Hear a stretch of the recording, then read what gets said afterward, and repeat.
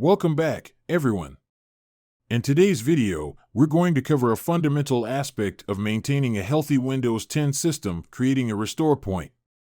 Whether you're about to install new software or make significant changes, having a restore point is like having a safety net for your PC. So, let's dive right in. What is a restore point? Before we get started, let's quickly understand what a restore point is. A restore point is a snapshot of your system's current state. If anything goes wrong after a system change, you can revert to this point, essentially undoing the recent modifications.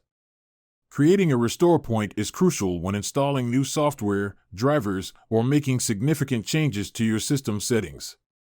It provides a way to roll back your system to a working state in case anything goes wrong. How accessing System Restore? Open the Start menu and type Create a Restore Point in the search bar. Click on the Create a Restore Point option from the search results. This will open the System Properties window. In the System Properties window, make sure you're in the System Protection tab. Select your system drive, usually C, and click on the Create button. Enter a descriptive name for your restore point so you can easily identify it later. Click Create and wait for the process to complete. This may take a few moments. Verifying the restore point. Once the restore point is created, you'll see a confirmation message.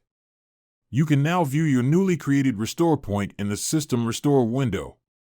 When to use a restore point.